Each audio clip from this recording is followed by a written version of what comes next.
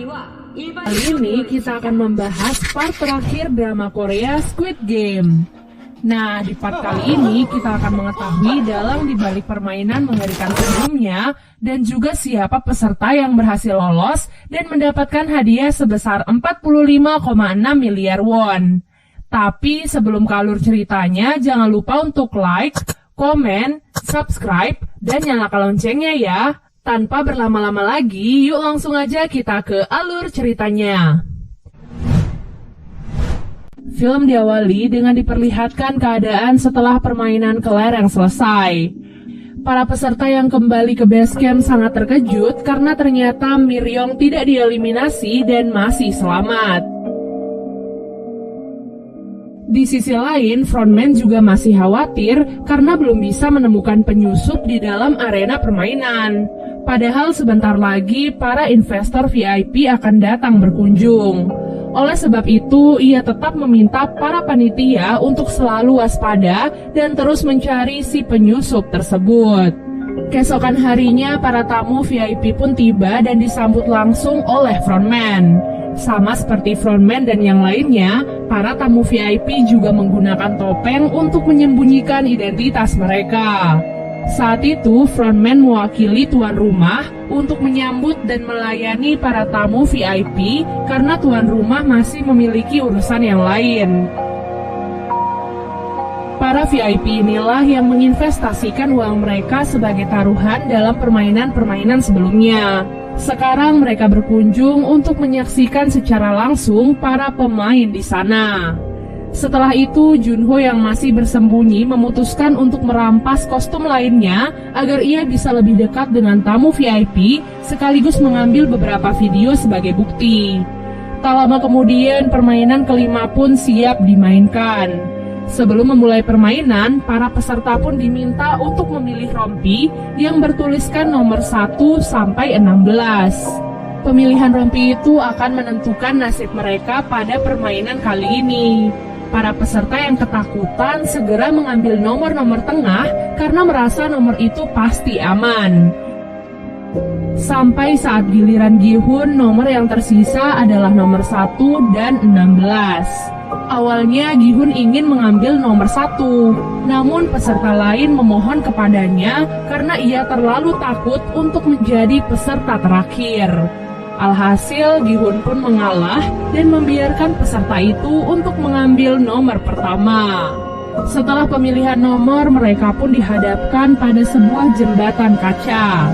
Dalam waktu 15 menit, setiap pemain harus melewati jembatan kaca itu sesuai dengan urutan mereka. Nah, jembatan kaca itu terbuat dari 2 jenis kaca yang berbeda. Itu artinya jika salah melangkah, maka mereka akan langsung jatuh dan tewas. Menjadi pemain awal adalah tugas yang paling berat, karena jika mereka salah melangkah, maka pemain di belakang mereka bisa aman karena memilih kaca yang benar. Namun menjadi pemain terakhir juga tidak mudah, karena ia harus berpacu dengan waktu yang terus berjalan. Singkat cerita, permainan kelima pun dimulai. Satu persatu pemain pun mulai memberanikan diri untuk melompati jembatan kaca tersebut. Tak sedikit dari mereka gagal memilih kaca yang benar dan jatuh begitu saja. Dengan waktu yang terus berjalan, para pemain pun menjadi tidak sabar dan memutuskan untuk mendorong pemain di depan mereka. Sampai akhirnya Doksu pun sampai di posisi terdepan. Tentu saja tidak ada yang berani melawannya apalagi mendorongnya. Doksu bersikeras bahwa ia akan tetap berada di posisinya agar tidak ada peserta yang lolos dari permainan tersebut. Miryong yang kesal lantas melompat ke arahnya dan memegang erat tubuh Doksu.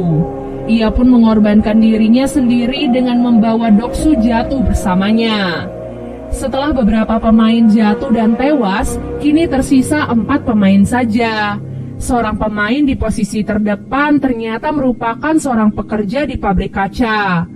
Oleh sebab itu, ia pun bisa membedakan kaca yang kuat dan kaca biasa. Dengan kemampuannya itu, ia pun berhasil membawa Sang-woo, Se-byuk, dan Gi-hun yang ada di belakangnya dengan selamat. Namun saat di langkah terakhirnya, frontman yang mengetahui hal itu sengaja mematikan lampu agar mereka menjadi kesulitan untuk menemukan kaca yang benar. Hal itu pun membuat pemain itu mengulur waktu terlalu banyak. Alhasil, Sang Woo pun menunjukkan jati dirinya yang sebenarnya. Ia tega mendorong pemain itu, padahal berkat pemain itu mereka bisa maju dengan selamat. Tepat di detik-detik terakhir, Sang Woo, Sebyok, dan Gi-hun pun segera berlari sebelum akhirnya jembatan kaca itu pun dihancurkan, sehingga kaca-kaca itu pun terbang dan menggores beberapa bagian tubuh mereka.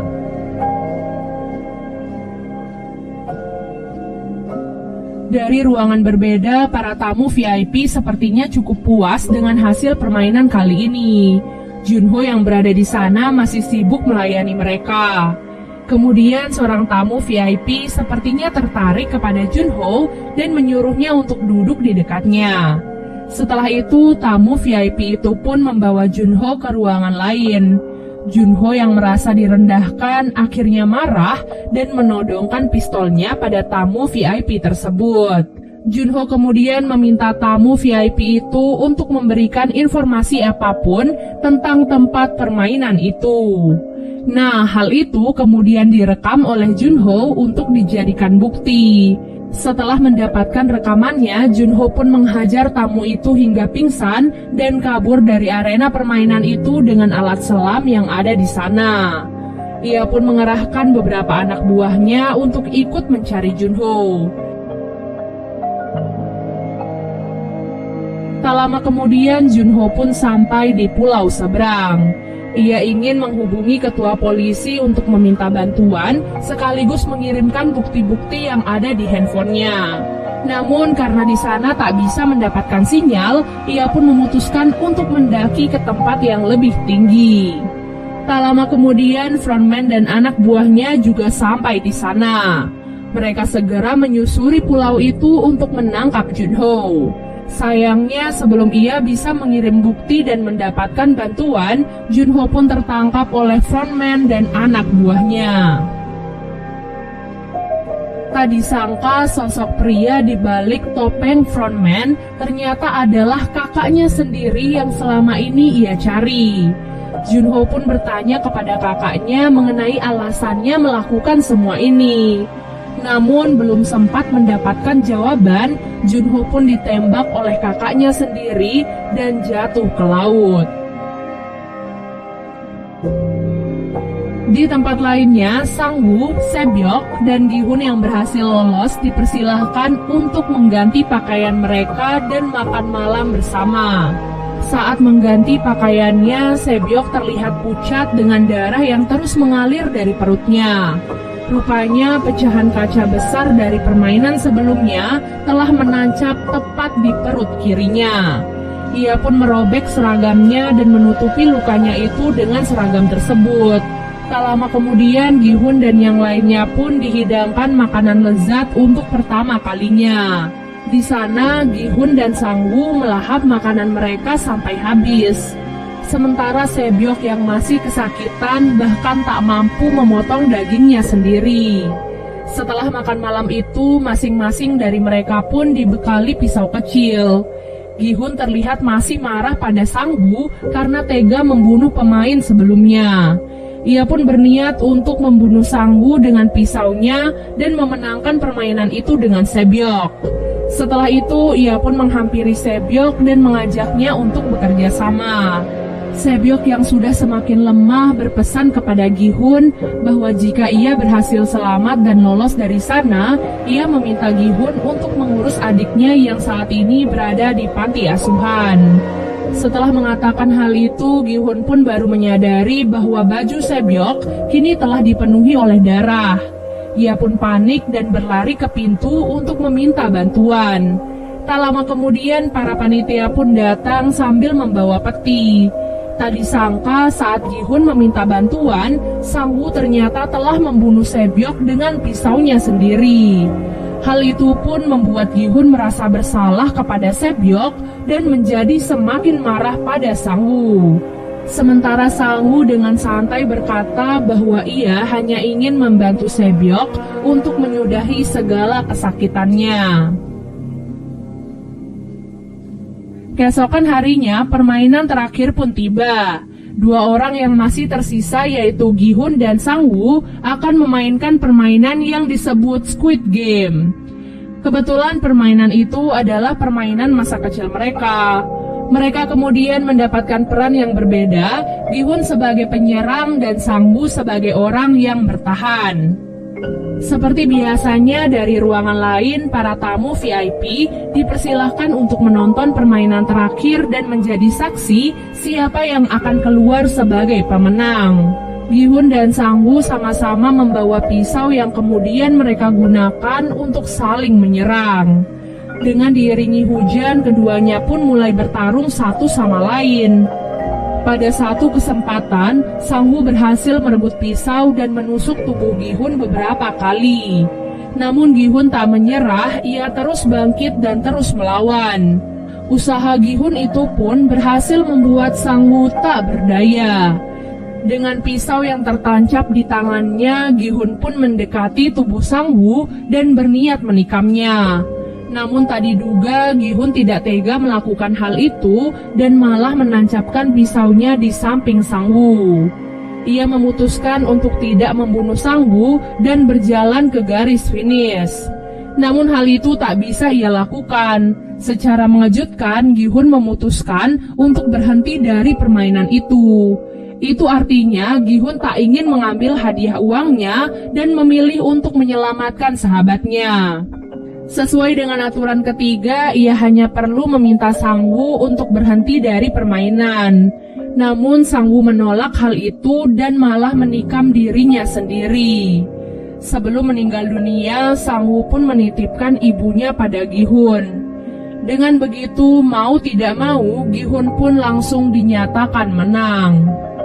Setelah semua perjuangannya itu, Gi-hun pun dikembalikan ke tempat asalnya lengkap dengan kartu kredit yang berisi 45,6 miliar won. Dengan semua uang itu, Gi-hun sama sekali tidak bahagia. Ia malah merasa sedih dan frustasi atas kematian ratusan orang termasuk sahabatnya. Bahkan saat melihat ibu Sangwoo, Gi-hun tak sanggup menatap matanya. Bak jatuh tertimpa tangga, di dalam rumahnya Sangwoo hanya bisa menangis menatap jasad ibunya yang sudah tewas. 1 tahun kemudian, penampilan Gi-hun menjadi semakin berantakan. Saat sedang duduk sendirian, ia pun ditawari bunga oleh seorang wanita tua. Ternyata di dalam bunga itu terdapat amplop yang berisi kartu permainan dengan tulisan tempat yang harus Gi-hun datangi. Sesampai di tempat tujuan, Gi-hun sangat terkejut melihat kakek Ilnam yang sedang dirawat. Sejauh yang Gi-hun ketahui, kakek Ilnam seharusnya sudah mati saat di permainan kelereng. Tak diduga kakek Ilnam ternyata adalah tuan rumah sekaligus atasan frontman.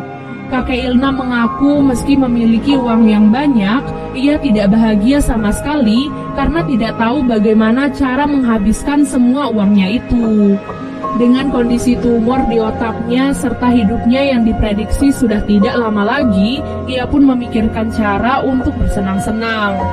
Kemudian ia pun teringat akan masa kecilnya yang selalu bahagia karena menghabiskan waktu dengan bermain bersama teman-teman. Oleh sebab itulah, ia dan orang-orang kaya lainnya menciptakan arena permainan itu agar ia bisa menikmati kebahagiaan dengan ikut berpartisipasi sebelum ia meninggal dunia. Mendengar hal itu, Gi-hun pun menjadi sangat marah. Bagaimana tidak, mereka rela mengorbankan ratusan nyawa hanya untuk bersenang-senang. Namun kakek Ilnam pun menegaskan bahwa sejak awal ia tak pernah memaksa siapapun untuk ikut ke dalam permainan itu. Ia dengan tulus berterima kasih kepada Gi-hun yang sudah memberikan kebahagiaan dengan menjadi teman bermainnya selama di sisa-sisa akhir hidupnya. Setelah mengatakan hal itu, kakek Ilnam pun meninggal dunia.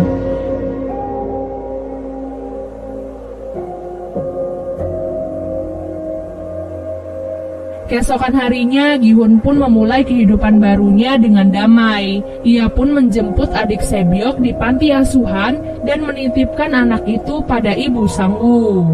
Tak lupa ia juga meninggalkan 1 koper uang untuk mereka sebagai pelunasan janjinya pada Sebyok dan Sang-woo. Film diakhiri dengan diperlihatkan Gi-hun yang akan pergi menyusul putrinya ke Amerika. Sebelum pergi, ia melihat seorang pria misterius yang sedang bersama korban permainan selanjutnya. Setelah itu, Gi-hun pun merebut kartu tersebut dan menelpon frontman. Di sana ia berjanji kepada frontman bahwa ia akan membalas semua perbuatan busuk mereka bagaimanapun caranya. Dan film